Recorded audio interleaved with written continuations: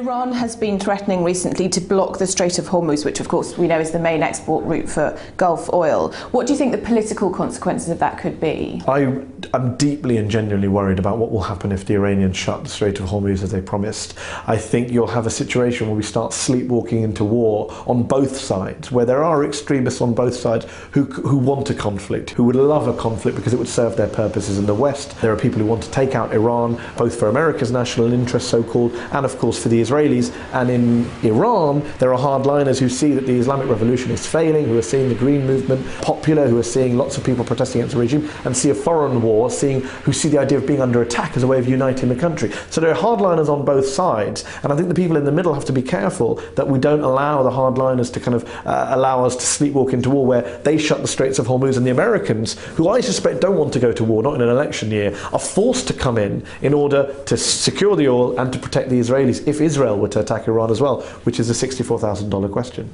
You've mentioned that this year is of course an election year in the US. Do you think that the US is likely to wait until that election is over, when in doing so it could anger Israel by not acting sooner?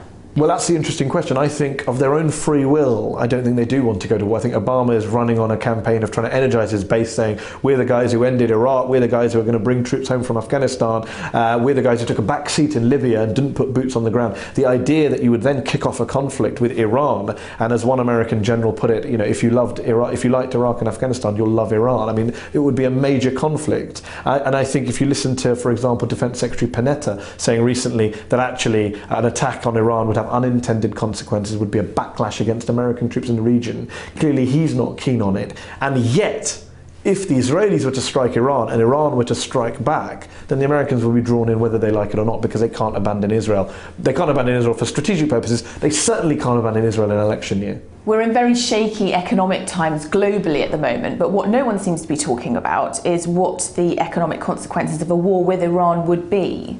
In an age where we are facing a double-dip recession, possibly another Great Depression, where oil prices are already so high, we could see an attack on Iran pushing oil prices above $150 a barrel. Some analysts say even a record high of above $200 a barrel, which really would tip the entire world economy, not just us, but the Asians, the Chinese, back into a major, major recession, major downturn. And I think people have kind of turned a blind eye to this. And only recently, with the Iranians threatening to block the Strait of Hormuz, where I think a third of the world's seaborne oil passes through, have people started to go, well, wait a minute, what the hell is going to happen to oil prices? And I think that's a factor in the American government's reasoning as well, perhaps less so in the Israeli government's reasoning.